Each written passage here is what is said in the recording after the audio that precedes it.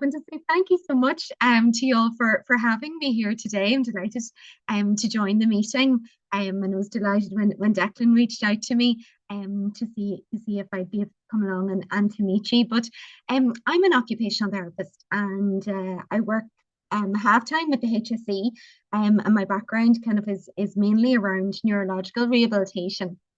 Um, but I've been working as an OT for about 25 years, and I suppose my big interest throughout my career has been around two areas, I suppose, in particular. And firstly, being around fatigue, and second, being around cognitive difficulties. So I suppose over the years, developed a kind of a growing interest in those areas, and particularly, I suppose, as I moved out then into private practice, that really forms the majority of what I do day to day. I do a little bit of work as lots of occupational therapists do around housing and things like that, but the vast majority of what I do would be working with people with either cognitive problems or fatigue or post-exertional malaise or all of them. So people with ME, people with long COVID, people with concussion, brain injury, MS. So a variety of people that find me through different ways, and kind of working with them. But it was one of the tools that I would use a lot in my practice. Certainly not the only one, but I suppose one that's really relevant to the people on this call is pacing. And particularly pacing to avoid crashes, pacing to avoid post-exertional malaise, and pacing as it sits with other forms of energy conservation as well. So some of you might have heard of the 4Ps, and I'll be running through those today. So apologies to anyone who knows this backwards, and you know it far better than I do. Because you're living with it, but certainly, I suppose, with today, kind of going to not assume anybody knows any of the terminology, or not to assume anybody knows anything, and we can kind of get into a bit more of a discussion then around the application of it, as I say, once I kind of finish the slides. So we're going to talk about energy conservation in the management of ME. And then applying the 4Ps, which you'll certainly know by the end. But I suppose some people would say there's 3Ps, some people would say there's 4. But the 4Ps that would generally be considered would be pacing, planning, prioritizing, and positioning. And I suppose really looking then at a deeper dive really with regards to pacing and kind of some common challenges that can come there, because it really isn't easy to apply pacing. It really is a whole life strategy, and none of us can really apply that across the board without difficulty, without challenges. So really looking at some of the more common challenges that come up, some problems that can come up, maybe we can have a chat about some of those as well, and how those principles apply then in day-to-day scenarios. I suppose just to kind of, because I'll be using the term fatigue, but I suppose I mean it kind of in the context of ME. It can really mean different things to different people as well. But I suppose, the people that I work with who have a clinical level of fatigue, more than just somebody saying I'm tired, I'm a bit worn down, whatever, is really, this fatigue is absolutely all encompassing. Exhaustion, weariness, lack of energy, and really a heaviness sometimes in the muscles, a heaviness in the body, and that real lack of ability to get up and go. And really, it's not the presence of any sleepiness or the presence of tiredness, but to me, it's the deficit in energy. So it's that inability to kind of generate the energy for an activity, for even parts of an activity, so that to me is the key factor that really differentiates it and really kind of sets it aside as different to any other form of fatigue.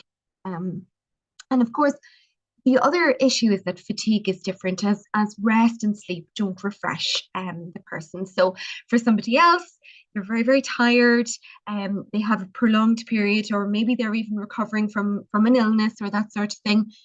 With rest and sleep, there's a kind of progression in their fatigue, but we know that within ME/CFS that doesn't actually cut through the fatigue and doesn't cut through that energy deficit.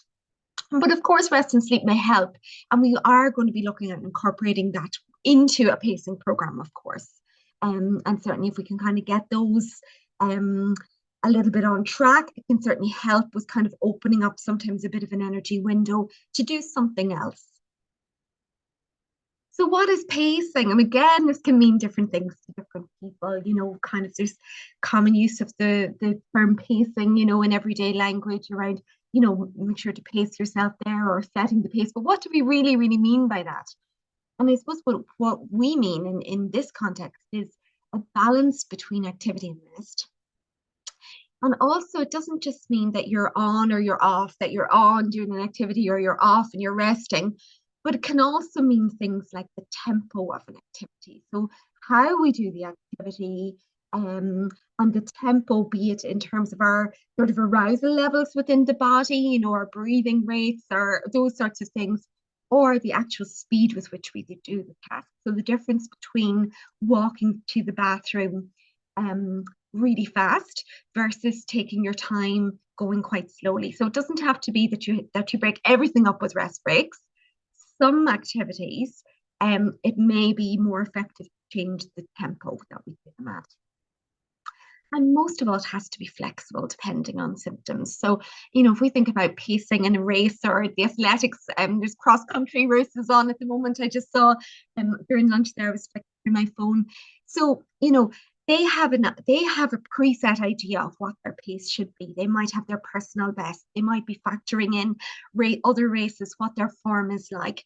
And so they will have a preset idea of what they want to be doing each lap at, what they want to be doing each thing at. With regards to ME, that's not a helpful pacing strategy. It's a pacing strategy, but it isn't helpful. And rather than doing that, we need to be pacing differently depending on how our symptom profile is on a given day or even a given part of the year, So there may be seasonal fluctuations, daily fluctuations. We may fluctuate depending on other illnesses or flares of other elements as well, or even things like, your hormones, that can play a role. So we have to have kind of a flexible approach to pacing as well. It's not just as easy as saying, well, I make dinner this way, and if I do it that way, I won't get any symptoms or exacerbation of my symptoms. So the goal of pacing is to avoid post-exertional malaise and to do differently. So really looking at tasks, really looking at occupations, as we would say as OTs, and doing them differently. So really kind of unpacking them, analyzing them, trying to stand back from them a little bit and kind of going, okay, can I do this in a different way? I'll be talking about some of the strategies in a moment. And I suppose ultimately as well, that with the goals of pacing and while resting still remains an essential component, that you're spending less time in the recovery resting. So, and you will all know that kind of the recovery resting when you have to rest, when you've done too much, when there's the headache, when there's the tinnitus, when there's the whole body weakness, and that there's that sort of almost crash feeling to the resting. So you're resting really because you have no choice. But actually, if we can shift out of some of that resting for recovery and into resting for energy, so almost that it's more intentional, that we're stopping before we hit the thresholds, that where we become more symptomatic and more pushing ourselves into that kind of red zone. And actually, if we can hold ourselves back a little bit, we can kind of take that rest and almost go back into the task again after a period of time. And that will be different for everybody. Like I work with some people who are in bed for, not quite 24 hours, but probably 23.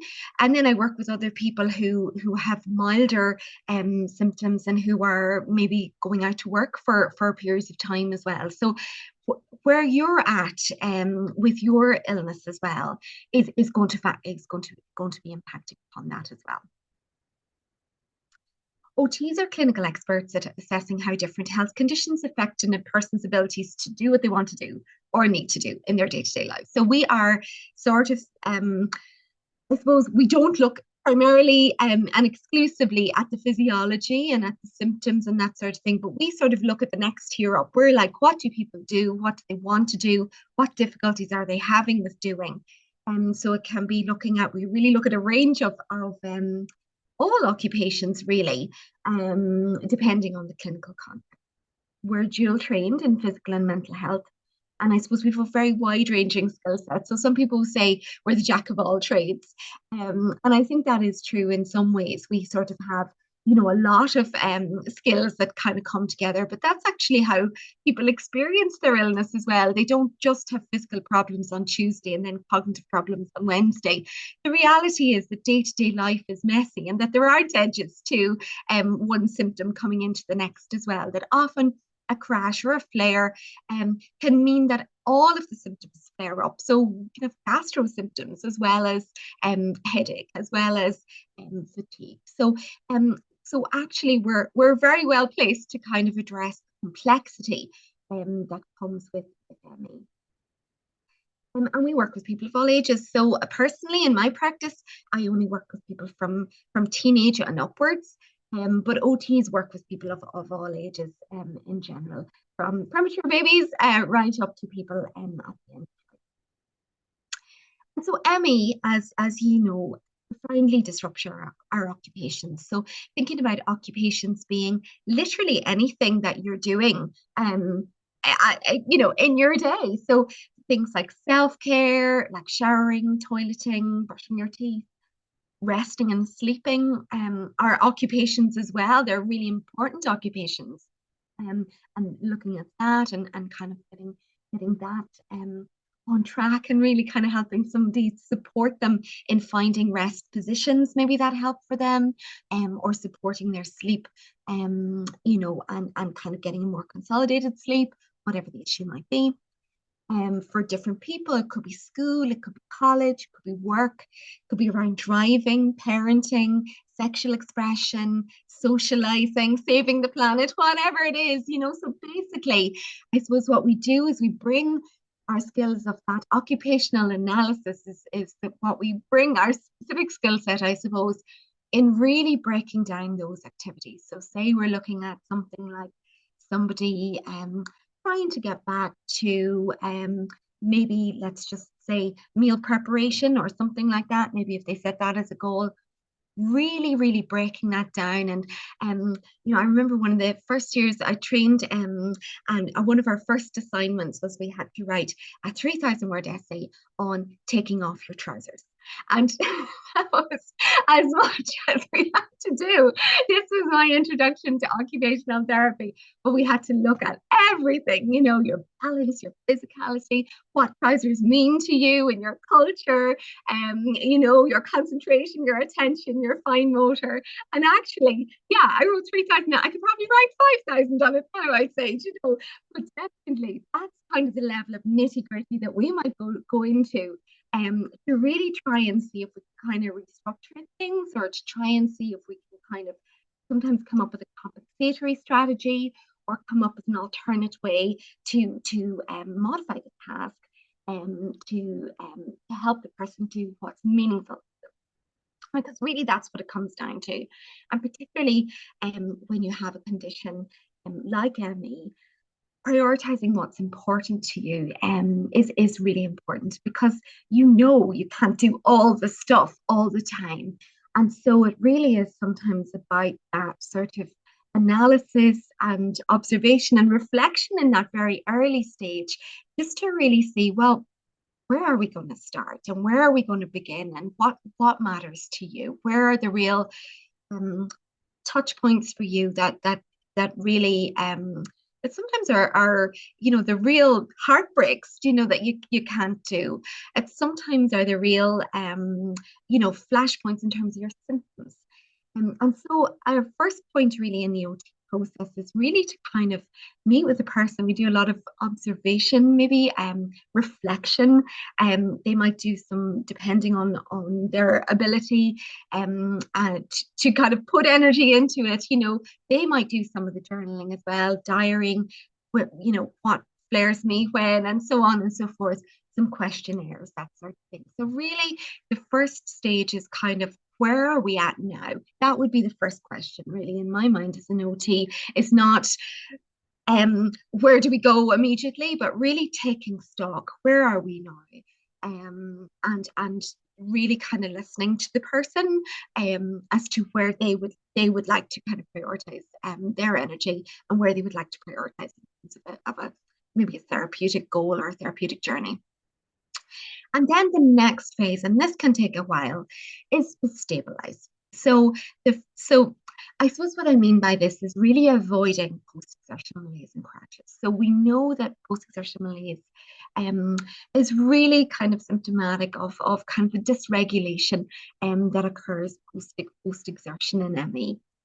Um, and so what we want to do is we want to, instead of being on this roller coaster, of activity and then a crash and then an activity and then a prolonged crash and so on, we want to try and kind of get things, it'll never be level, but rather than kind of the tsunami of a crash, coming in and completely flattening you, sort of having a bit more of a predictable up and down to the day. So there may still be activities that are challenging. There may still need to be considerable periods of rest. There may still need to be periods of recovery.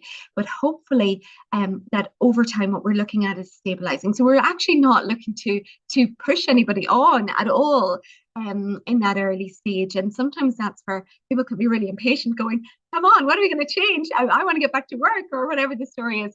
But actually, to push before you've got stability is a bit of a recipe for disaster. And to be honest, if it was that easy, you'd have already been there. You'd have already done that. So what we really need to do is to use our energy conservation principles to really look at where the kind of real flashpoints are. And it's very difficult particularly when you have post-exertional malaise, because you don't get the symptom during the activity, you get the symptom and it's quite delayed. So sometimes kind of tracing back to kind of see, well, what was the trigger there? What did I do differently? And was there something that was changed that I hadn't picked up on? Or was it more that cumulative build up of small levels of overexertion that sort of tipped me ultimately into a crash? And sometimes in this stability phase, it may involve reducing activity below current levels. So it may be that you intentionally say, well, I am going to, particularly for people who are really, really symptomatic, I am going to cut out everything that I don't need to do for a period of 2 weeks. Or for whatever amount of time, or I'm going to get signed off work. Somebody who's really symptomatic, at school, for example, they might say, right, well, I'm going to get I'm going to get sick, so I'm going to just not do anything that I don't need to do for a period of 2 weeks, or for however long. Try and see what that baseline is underneath, and try to get some predictability to kind of see what that stability is like. So people come to me because they want to increase their current levels. And then the first thing, or maybe the second thing I'm saying is, oh, we're going to reduce your current levels. They really do look at me like I've got two heads. But it is actually really important to find that baseline. And then you can begin to build back in, but to build back in differently, and to resume some paced activity then. And carefully then looking back. So beginning to look back then at your observations from that, beginning to look back on that. Okay, so I reintroduced driving the children to school, we'll say, or I reintroduced showering once a week, or even sometimes it mightn't even be activity. I reintroduced a new medication or a new supplement or that sort of thing. What is the impact on that? But I think the process is that really that reflection on activity and finding your baseline is actually really, really helpful, because you can come back to this again and again, as the symptomatology waxes and wanes. This is an episodic condition that will have periods where it is better than others. And then once you've resumed maybe some paced activity, so let's say you've resumed showering once a week, let's say, you're then going to restabilize. So you don't go, oh, that went well, that went brilliantly, so I'm also going to resume X, Y, and Z. But it's actually then going, okay, let me restabilize again before looking at the next goal. So rather, and I think that sometimes this can happen, that people get a bump, and a success, And then it's like, oh, great. And naturally, we're optimistic as human beings, we're hopeful as human beings, and that's really important. So it can be sort of a bit counterintuitive to try to hold yourself back, but it is kind of not holding yourself back forever, but it's kind of a bit of a wait and see before you layer the next thing in. And that's really what it's about, is making sure you're stable again. And for different people, different people can go, at different rates depending on their symptoms. So for some people, like I would usually say, maybe hold it there for a month. Let's check back in next month and then sort of see if we can go from there. But for some people, that can differ as well. So it's certainly not a one size fits all. So into that stability phase, so where we want to try to get people stable, is really looking at the energy conservation and learning how to spend your energy, aiming to help people get the most out of their energy without triggering symptom exacerbation. And so as OTs, we would use looking at how you use your time. So looking at maybe, like we said, journaling or diaries or planners or that sort of thing, or just even discussion and interviews and that sort of thing is good too, perfectly good. Then we're looking at tempo, so kind of the speed of the activity, who's in control of the speed. And then looking at temporality. So is there a particular time of the day? Is there a particular time of the year? Is there a particular, trigger in that way in terms of temporality, or if we cluster things together versus spacing them out? And it's really challenging to do, but done well can reduce that symptom burden and give you back some time in your day. So time recovering is often multiples of the time spent in the activity. But if we can get somebody into that rest period before they've spent all their energy, then that recovery time is much shorter than if you're crashed and you could be 3 days recovering from an activity. So pacing is about trying to use the energy you have to your best effect and avoiding flattening your battery in particular. So, depending on the person, it might be like using maybe 80% of the energy that you have on a given day. So you don't want to be like crawling from one activity to where you've absolutely exhausted yourself completely and completely drained that battery. So the ideal is to try to sit. Now that will happen from time to time, unplanned things happen, but the idea is that the majority of the time that you're not going to flatten your battery. So you're staying within activity levels. One thing I often say is, if you're trying to walk under a ladder, if you're trying to walk under something, you don't walk with your head grazing the surface of it. You do well down underneath it, so you want to stay sort of 10 to 20% below your energy level, so that if there is kind of an unplanned thing, you have a little bit of capacity, or you have a little bit of capacity to get home again, or you have a little bit of capacity to get back into bed. And we want to really avoid 10. We want to avoid this.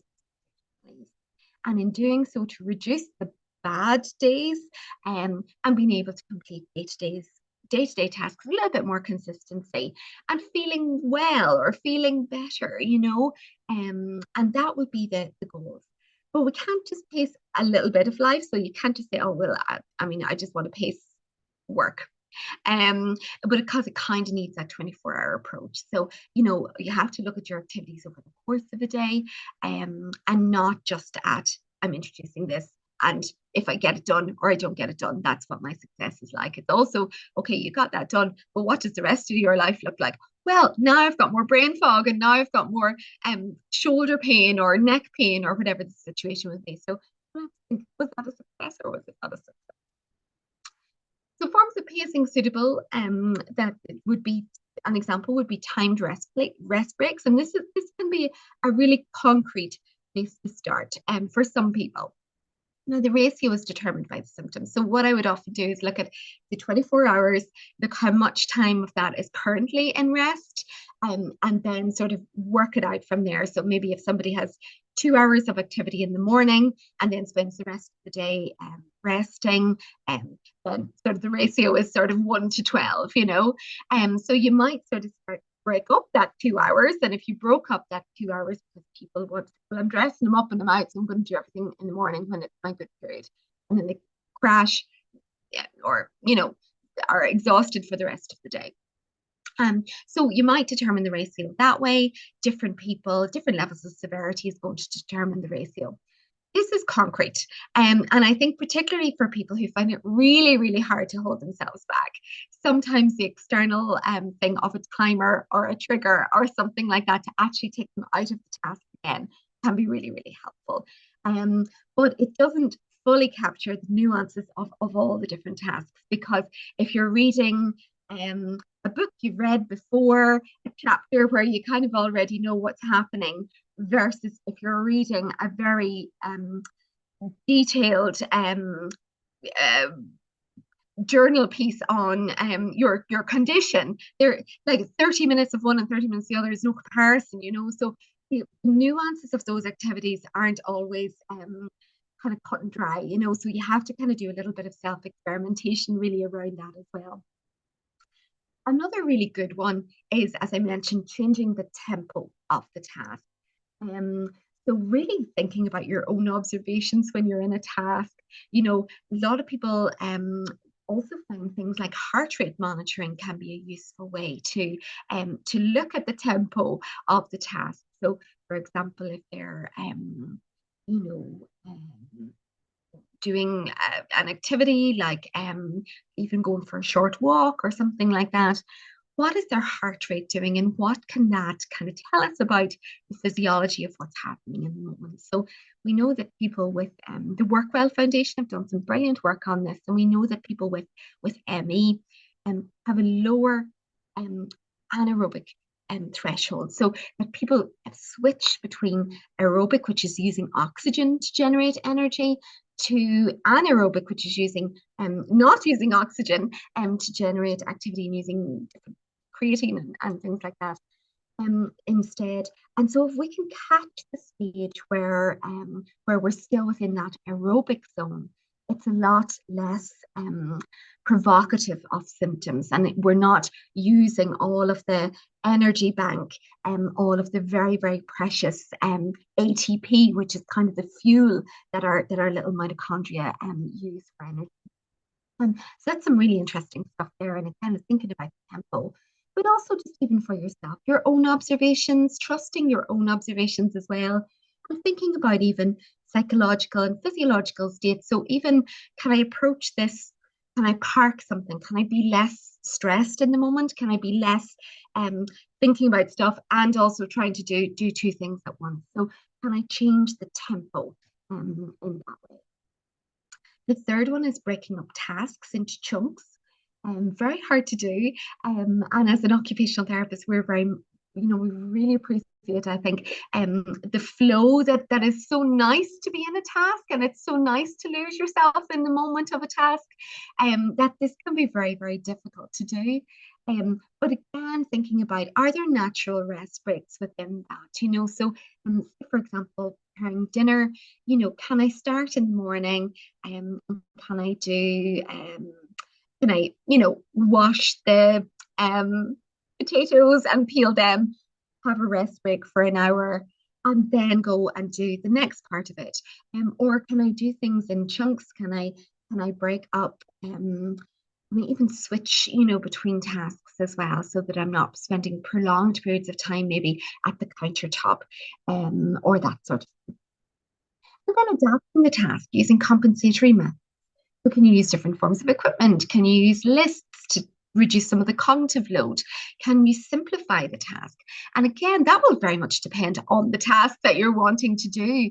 But certainly lots of things. They don't have to be medical equipment pieces as well, although obviously things like shower stools or bed raisers or various things like that can be really helpful. But it can also be, you know, even things like if you use the air fryer instead of frying in a pan, you don't have to stand and watch, you know, so you can sit down for that 6 or 8 minutes instead of having to stand and stir something. So it doesn't always have to be a medical solution. Sometimes it's just, okay, what do I need to do here? Can I do it differently? So that really is my mantra. Can we do it differently? But difficulties in this are certainly who's controlling the tempo. There can be external factors, you know, family life, you know, the workplace. We're not always in control of our own tempo. And symptoms need to guide the activity. So that means that, we really need to kind of not say, well, I did it this way yesterday, therefore I'm going to do it this way tomorrow and every day forward from here. We really need to kind of see what our symptoms are like on a given day, because that anaerobic threshold switches from day to day and can drop on days that you're more symptomatic.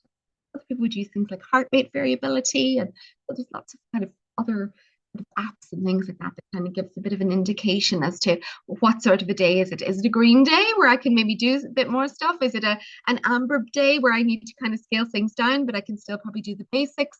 Or is it a red day where I just need to be fed and really get people to help me and to really on that? And I would also watch out for pacing. I think people have caught on to the idea that pacing is this way to improve symptoms. But actually, we need to really be careful that people mean pacing in an energy conservation context and not just as a sneaky way to kind of grade up exercise or grade up. So the chunk can be too big as well. So sometimes we can hit post-exertional malaise, and we need to watch out for that because it can just tip us constantly into kind of a boom bust sort of a cycle. Not a phrase I love, but it does kind of capture some of what's going on there. But essentially, the chunk can be too big, and that can be because we can't control all of the factors within our environment, and also expectations can be a huge factor as well. Massive factor, I would say, almost even more so than the physical environment, is our social environment. People don't have a good understanding of fatiguing conditions. And so there are expectations because you did it yesterday, why can't you do it again today? That understanding that actually on a given day we're different, we're physiologically different, and that there is that variability within the condition. Or I did it, but you didn't see the aftermath. And so I know that I can't do it again in that same way. So that social environment and that even that cultural environment in which we sit, of go, go, go, and can't, gotta be busy and blah, blah, blah. And that all weighs on us, and is a burden to carry as well. And then I would say pacing sometimes can be the wrong strategy, such as for cognition. And as I mentioned, sometimes it's not always easy to kind of pace something. It might be better to simplify it. It might be better to really look at unpacking it and looking that way. Then the others are that bit more intuitive, and you can use multiples of these together and layer them together. So prioritizing is what you have to do, and then thinking what you want to do.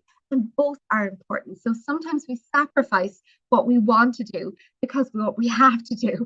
And some of it, yes, I get that. And we have to do certain things, but also there should be some things that you want to do. There should be, and I think from a quality of life perspective, it's really important that there's some things that might be different, but that you kind of capture some of the essence of yourself in tasks as well, because really, we are what we do to some extent. And I suppose sometimes, taking ourselves, and really reflecting on ourselves and kind of thinking, what matters to me? What maybe, and I think even things like Christmas or those sorts of things, these kind of expectations again, kind of coming back to that. What do I want? And what you want might be to do one thing and to rest for the whole rest of the time, so really kind of thinking about that rather than, oh, I have to be there and I have to, and they're coming and I have to be dressed and I have to have the lipstick on and I have to do whatever. So delegating what you can, being realistic about your energy levels, the expectations, and again, may change day to day. So, your priorities may not be what others see as priorities. There may be external factors beyond your control. Financial, you may not have a choice, in some aspects of what you're doing. You may not be able to afford a cleaner, may not be able to afford to delegate out other tasks. Or you may not have the support within your environment, be that for a multitude of reasons. And this can all lead us to kind of, I suppose, really kind of, there's very often a grief response. And adjustment isn't just you shift gear and you're done with it. There's a lot of toing and froing on that path as well. So planning, spreading activities out over the day or the week. So it really sits very well with pacing. So look at your week ahead of time, build in those rest breaks ahead of time so that they're planned rest breaks and not, collapsing rest breaks. Schedule out the tasks and pace them out, the things you need to do, and also a few things that you would want to do. So maybe it's a phone call, maybe it's, a particular TV program that you want to watch.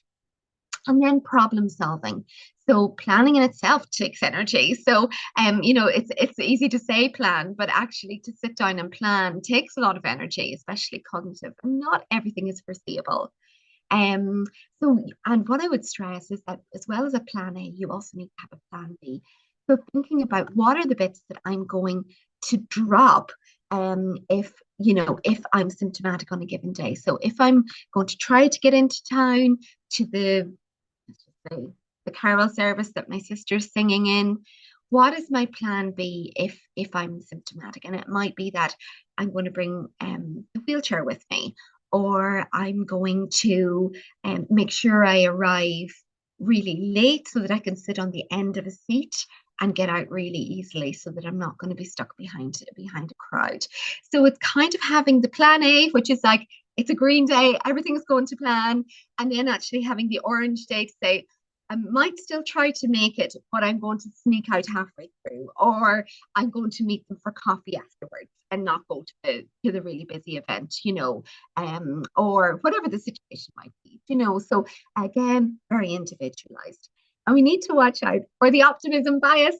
So, again, and it's kind of really that we are often, we can overestimate what we do. And in many respects, not the worst thing.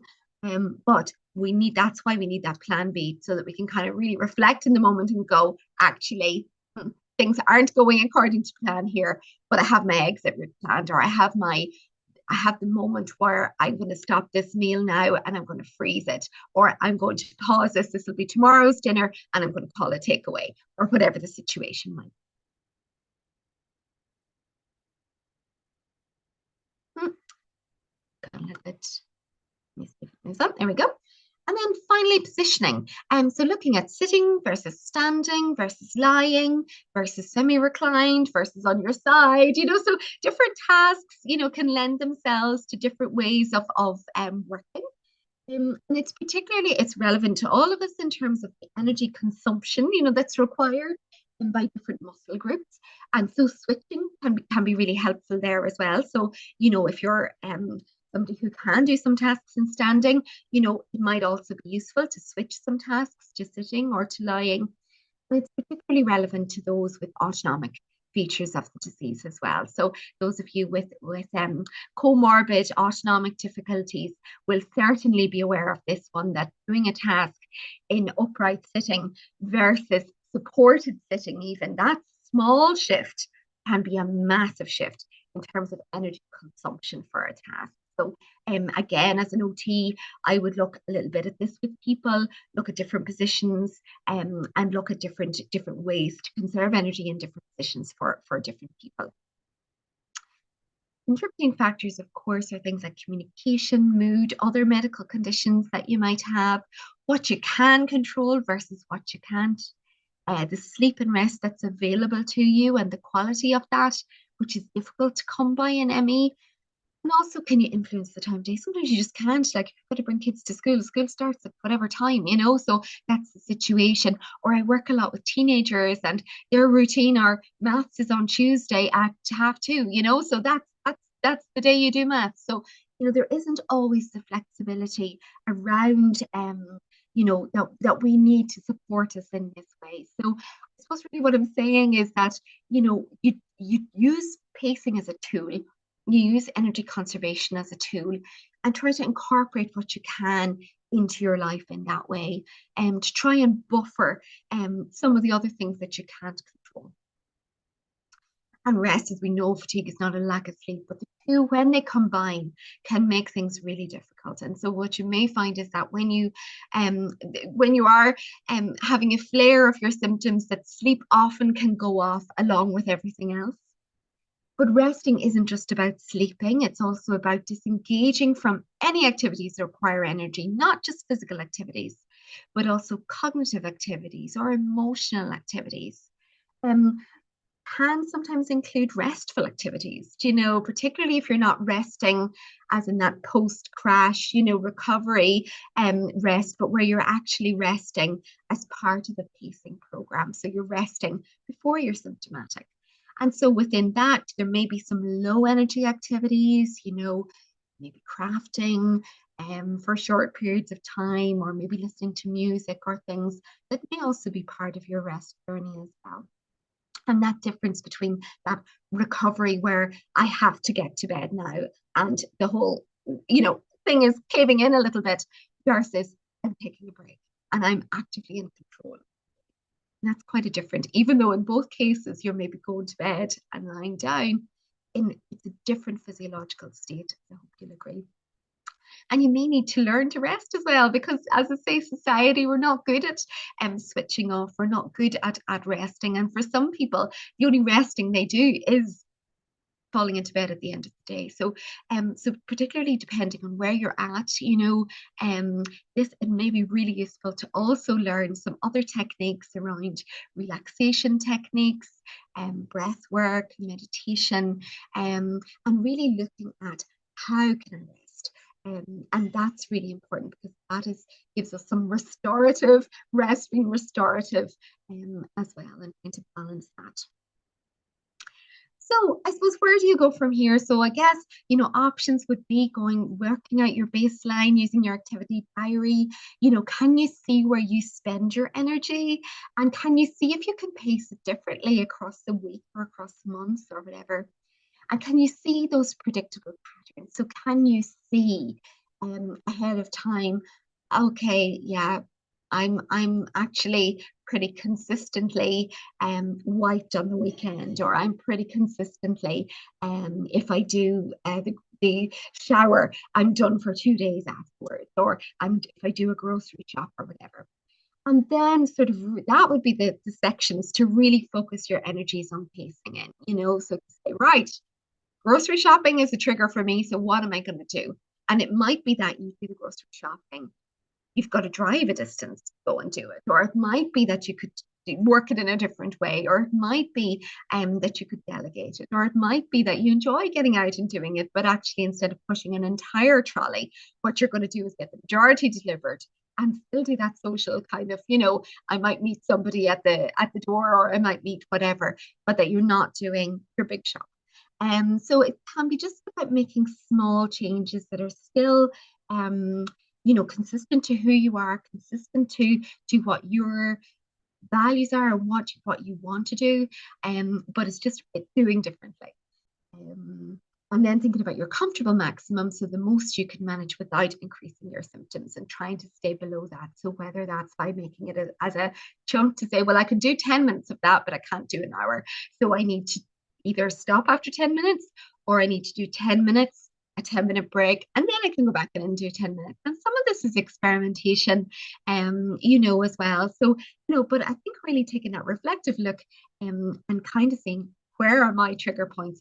Can I do differently? And that's it.